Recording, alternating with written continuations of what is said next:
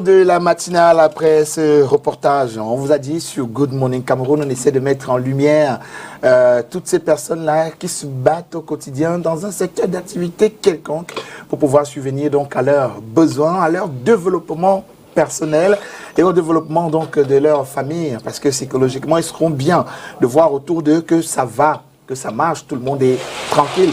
Et cela ne peut se faire si ce n'est grâce aux efforts fournis dans un secteur n'importe lequel où ils estiment que voilà, ils peuvent trouver leur plan quotidien. Et donc je vous encourage tous qui êtes dans cette situation aujourd'hui, on le dit, c'est une chaîne. Si vous n'existez pas, on n'aura pas de sable pour construire nos maisons. Si vous n'existez pas, on n'aura pas de sable pour construire nos immeubles, pour développer nos différentes villes. Et donc, vous êtes un maillon essentiel de cette chaîne. Donc, beaucoup de courage à vous qui êtes nos amis les sableurs. Allez, aujourd'hui, c'est un grand jour. On va souhaiter un joyeux anniversaire encore et encore. Vous allez me demander pourquoi encore sur cette matinale. Je vous dis que oui, encore, parce qu'un an de plus, bah, ça se dit autant que possible. Et donc, l'heureuse personne ce jour, c'est Junior Serge Etame Ngongé, qui a un an de plus ce matin. Junior Serge Etame Ngongé, je te souhaite la santé d'abord, parce que si tu n'as pas la santé, c'est clair que tu peux absolument pas chercher à te développer. Et donc, santé de fer, maintenant, prospérité, et surtout, beaucoup d'argent, c'est important, parce qu'une journée comme celle-ci, ça se célèbre, et pour célébrer cela, il faudra beaucoup d'argent. Donc, si vous achetez une bouteille de Black, je dis n'importe quoi, comme ça va se faire tout à l'heure, hein, mon cher voisin de Access Canada, tu sais qu'il va falloir beaucoup d'argent pour ça. Donc, mon cher Junior Serge, joyeux anniversaire à toi et bien de choses à toi et ta famille. N'oublie pas, hein, j'arrive, j'ai un petit dossier pour le Canada, là, on ne sait jamais, tu peux... Allez, happy birthday, bro. Coach Bertrand Chinda est sur le plateau avec nous ce matin. Bonjour, coach. Bonjour, Christian. Bonjour. Ça va bien? Ah, ça va, ça va. C'est pas faux, non? Si on n'a pas la santé, on ne peut pas attaquer l'argent. Effectivement, la santé, comme je le dis toujours, fait partie d'un plan, d'un projet qui doit être suffisamment élaboré, travaillé, pour que l'on sache ce que l'on met dans son ventre, pour qu'on sache comment on s'entretient psychologiquement, pour qu'on sache comment est-ce que on se projette, on va être dans 5 ans, dans 10 ans, dans 20 ans, et même à la retraite sur le plan de la santé, parce que la santé, ça fait partie du projet de vie, et le projet de vie qui est une accumulation, qui est un assemblage du projet professionnel, du projet financier, du projet spirituel, du projet intellectuel.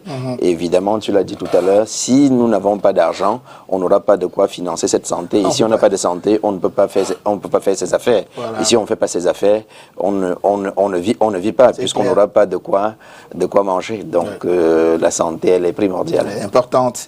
Et donc aujourd'hui, on va s'intéresser au pouvoir du silence.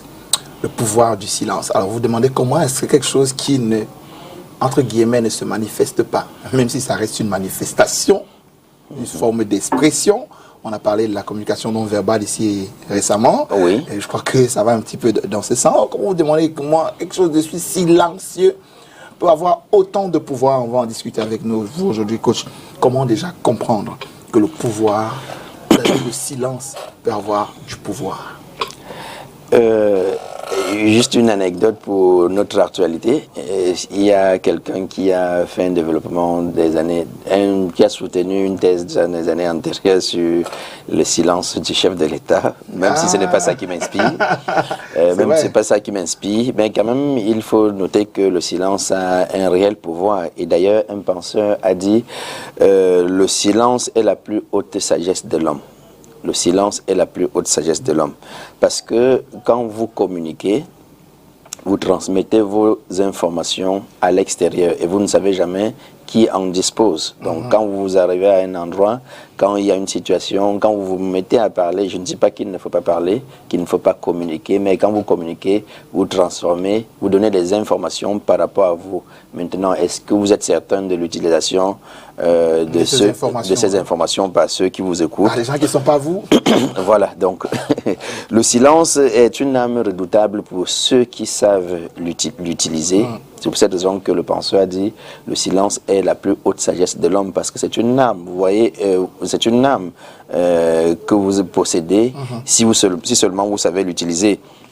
c'est également un outil de gestion des conflits. C'est-à-dire, on peut utiliser, et on utilise d'ailleurs le silence pour gérer efficacement le conflit. On peut y revenir tout à l'heure si on a un peu de temps.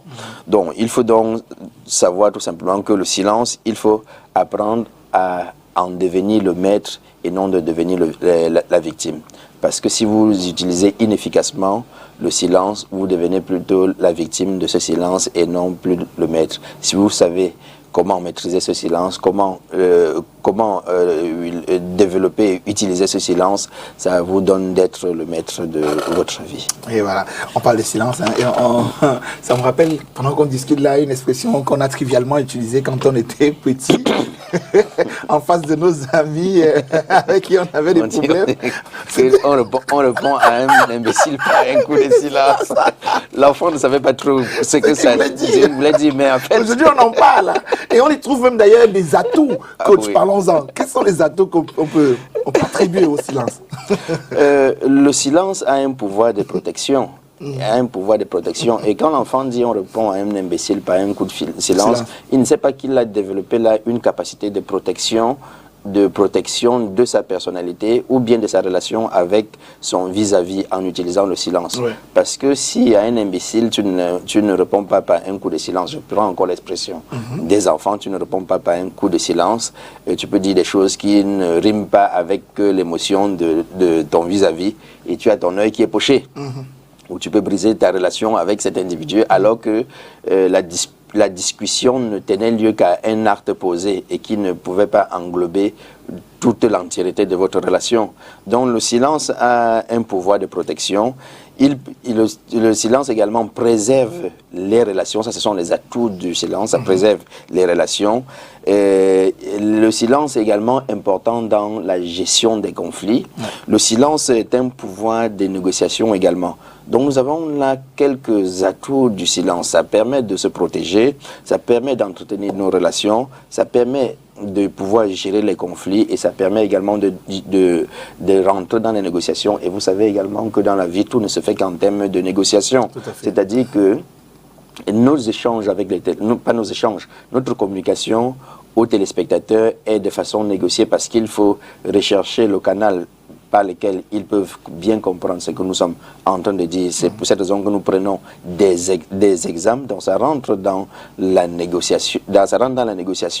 Quand il y a un conflit, on peut également, comme je l'ai dit tout à l'heure, rentrer dans comment est-ce que l'on peut utiliser le silence pour gérer les conflits. Donc c'est très important. Justement, il y a le pouvoir de protection dont vous avez évoqué il y a un instant, la gestion des conflits. On va revenir succinctement sur chacun d'entre eux. Peut-être commencer par le pouvoir de protection que possède le silence. Ok, donc je vais prendre un exemple. C'est vrai que j'en avais déjà pris un tout petit peu. Je vais prendre deux exemples sur la protection. Et comment est-ce qu'on peut utiliser le silence pour se protéger. Vous voyez, vous avez un projet sur lequel vous avez travaillé pendant très longtemps. Si vous ne gardez pas le silence dans la conservation de ce projet et que vous vous mettez à parler de ce projet à n'importe qui, il est fort probable que demain vous vous retrouvez quelque part que quelqu'un a déjà réalisé ce projet. Donc, vous ne serez pas protégé. Vous ne serez pas protégé contre, contre le vol de votre projet. Si vous rentrez en communication avec quelqu'un et qu'il y a une situation qui est désagréable, vous ne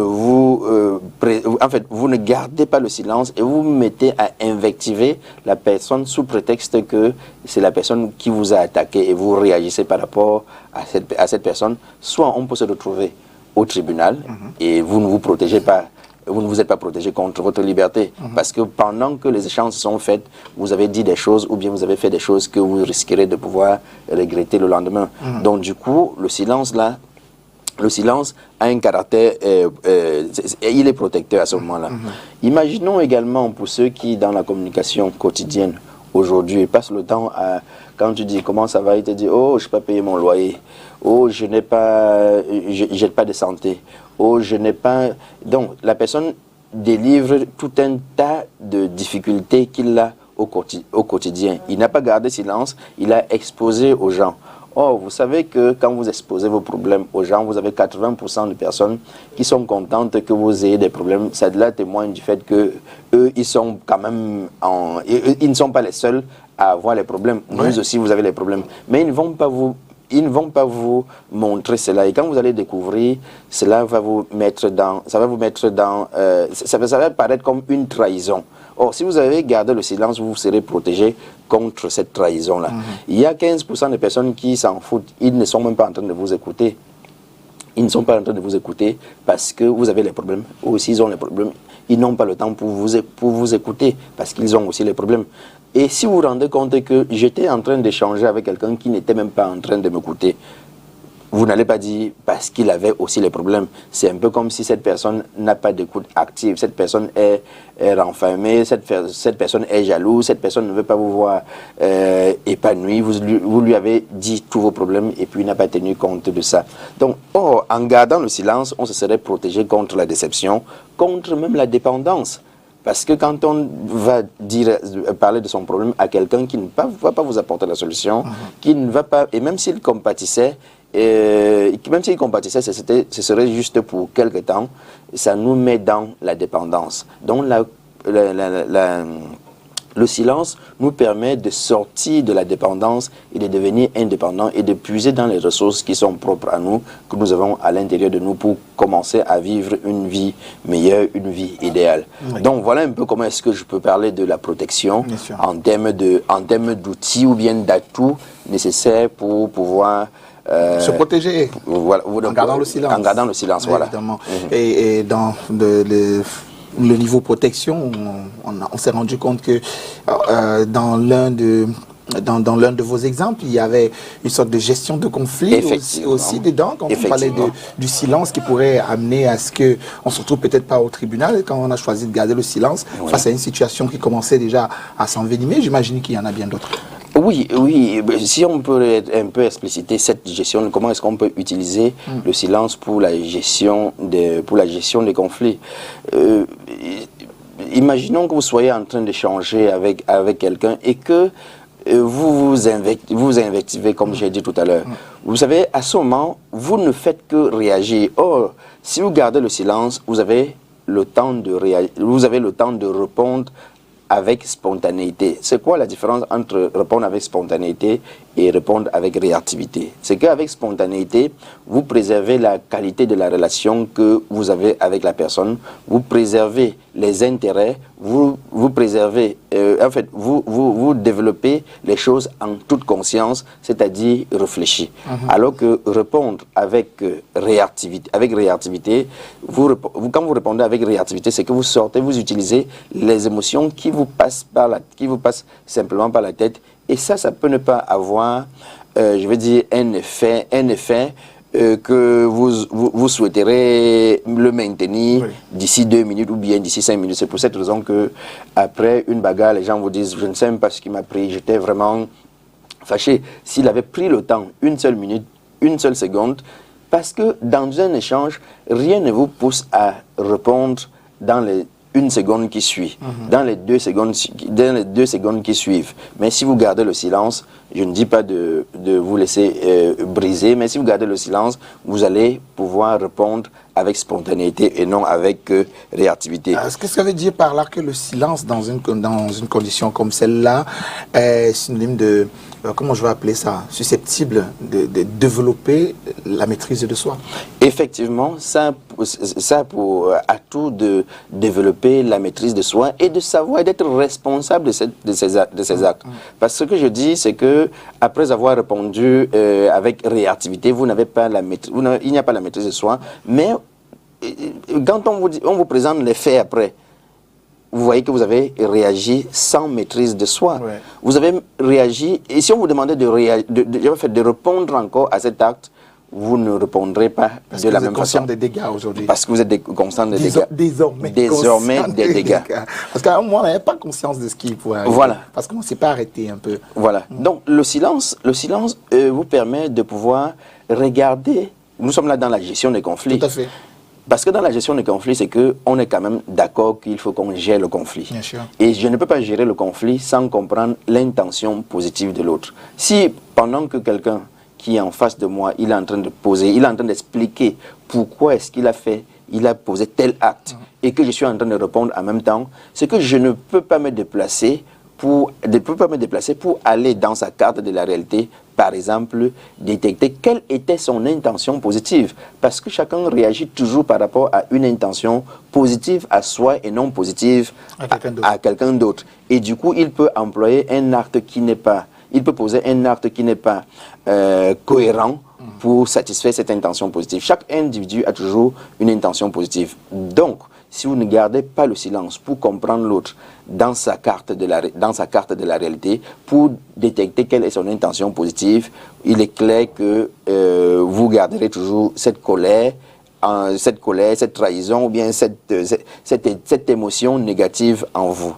Le silence vous permet, je l'ai dit tout à l'heure, de pouvoir visiter la carte du monde de l'autre, c'est-à-dire de pouvoir comprendre comment l'autre a été construit, l'autre a été éduqué, l'autre a été, quelle est sa culture, quelle est sa conscience de base, parce que le fait dans la gestion du conflit, c'est de pouvoir comprendre l'autre et d'être capable d'échanger avec l'autre. Chaque personne est un monde et chaque personne est un monde et nous vivons tous dans un monde. Ouais. Donc du coup, pour que l'on puisse avoir cette cohésion, il faut avoir la capacité de voyager pour aller dans le monde de l'autre. Et donc, si nous ne gardons pas le silence, on n'aura pas le temps de visiter la carte de la réalité de l'autre. Le silence, il nous permet d'agir en toute conscience.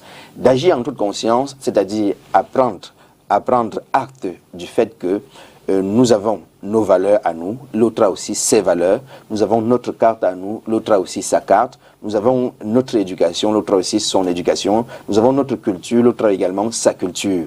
Il faut un temps de conscience, il faut un temps de silence pour prendre acte de ces éléments afin de pouvoir l'utiliser efficacement. Et je vois à côté de ça donc la patience également qui devient, je vais dire, une vertu pour les personnes qui ont pris l'habitude de garder le silence à chaque fois, parce que en vous écoutant, ça permet donc de faire une analyse, de prendre le temps de faire une analyse de la situation, c'est-à-dire être patient du résultat qu'on pourrait avoir. Effectivement. Magnifique. Effectivement. C'est le coach Bertin Tidon, on est encore avec lui pour quelques minutes avant la fin de cet entretien. On va alors aborder le dernier point qui est l'optimisation de cette gestion du silence. Okay. Parce qu'après, il va falloir gérer tout ce silence-là de façon optimale. Ah oui. Est-ce que vous pouvez nous donner quelques pistes? Oui, quelques pistes pour optimiser le silence. Parce que je l'ai dit, si le silence est géré inefficacement, vous en devenez l'esclave. Ouais. Alors que le silence, comme je l'ai dit, est un pouvoir si vous devenez maître de ce silence-là. Alors, dans une communication, quelques pistes dans une communication, prenez toujours au maximum 20% pour parler, pour vous ouvrir, et 80% pour écouter. Parce que c'est en écoutant que vous pouvez tout analyser et puis répondre à l'autre. Ne s'exprimer de façon efficace cette fois. Effectivement. Ne s'exprimer que si on apporte une valeur ajoutée. Chaque fois que vous voulez prendre la parole, chaque fois que vous voulez développer quelque chose, chaque fois que vous êtes dans une discussion et que vous voulez prendre la parole, posez-vous toujours la question de savoir est-ce que j'ai une valeur ajoutée à la conversation, à la communication. Sinon, vous gardez le silence, pas simplement pour vous fermer, mais également pour écouter l'autre, pour comprendre l'autre, pour enrichir votre communication, pour enrichir votre relation. Et qui sait, une relation enrichie peut être une merveille de demain. Ne pas laisser les émotions prendre le dessus sur vous. Utilisez toujours ce que je vais appeler les filtres de perception, vos filtres de perception, de façon ou bien de manière à ce que une décision prise ou bien une émotion, parce que vous savez, dans un fait, il y a la façon par laquelle on filtre le fait, et c'est cette façon par laquelle on filtre le fait qui nous donne une émotion précise, et on a un comportement qui est lié à cette émotion, et ce comportement va automatiquement dicter notre attitude, et c'est cette attitude qui va nous donner le résultat que nous obtenons dans chaque situation. Donc il ne faut pas tout simplement réagir à chaque fois c'est une émotion qui nous passe par la tête et puis que l'on se mette à l'amplifier, à amplifier cette émotion. Comme on dit, démarrer au quart de tour. Donc, voilà. Et il y en a qui sont même fiers de dire, moi je démarre au quart de tour, hein. Comme si c'était naturel. Vous démarrez au quart de tour, là où, je sais pas moi, le vent souffle encore à votre faveur. Oui. Il y a des moments où il y a des lieux où vous allez démarrer au quart de tour et regretter juste quelques secondes après que vraiment le silence était. J'aurais pu tirer avantage en gardant le silence. Il faut toujours, pour dernier atout, pour utiliser le silence, il faut toujours réunir le maximum d'informations avant de pouvoir se prononcer dans une situation. Oui. Voilà. Ça veut dire prendre le temps d'écouter, prendre le temps de mettre sur la table, prendre le temps d'analyser. Analyser les risques aussi, surtout. Effectivement, analyser les risques. Et le risque n'est pas toujours le risque négatif. Il n'y a pas toujours le côté négatif. Il y a le risque positif. Je regarde par exemple, bon, je sais que les politiciens nous regardent. Nous avons le chef de l'État par exemple qui sait utiliser le silence. Et vous savez, on est passé par une période franchement assez surchauffée depuis presque 4 ans. Depuis presque 4 ans aujourd'hui. On a tout dit, on a tout fait.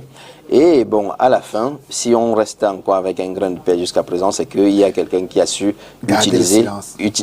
utiliser, être maître de son silence et de le gérer efficacement. Donc, on a beau ne pas aimer la personne, mais il faut la personne, quelle qu'en soit notre position, mais il faut comprendre quand même qu'il y a des choses sur lesquelles il faut savoir en tirer profit. Alors, on a fait le tour de la question aujourd'hui sur le silence. Et donc, merci beaucoup, coach Bertin Tchinda. Rappelons qu'on peut vous retrouver... On peut nous retrouver au immeuble Ketch ancien ISES porte 601, c'est à Dedo, à Douala. Ou bien nous retrouver au numéro WhatsApp qui est le 675 02 32 22, 675 02 32 22. Nous faisons dans des formations du coaching qui est de l'accompagnement professionnel ou bien même de l'accompagnement à titre privé ou à titre privé. Donc voilà, nous faisons des formations sur le management et des entreprises, des individus, ainsi de suite. Donc voilà un peu Peaceful Consulting. Voilà. Voilà, en un mot. Et donc, on va sortir avec cette petite citation que j'ai essayé de chercher le temps que vous étiez en train de nous parler de Peaceful Consulting. Je ne sais pas si elle est à ce qu'on s'est dit tout de suite, mais je vais quand même la dire. Parfois, il est préférable de ne rien dire et laisser le silence s'occuper des choses. Effectivement. Ça rentre effectivement dans ce cadre-là. Voilà. Parfois, il faut ne rien dire et laisser le silence s'occuper de tout le reste. Merci beaucoup, coach. Merci, Christian. On se retrouve lundi prochain. Mardi prochain. Mardi prochain, il sera à 8h30. Allez, amis téléspectateurs, on se retrouve donc demain. Il sera 7h sur cette même antenne pour une autre aventure matinale. J'espère que vous serez aussi nombreux à nous regarder qu'aujourd'hui. Avec beaucoup de plaisir. Je me ferai quand même. Je vais me redire le plaisir d'être là demain. Allez, bonne journée.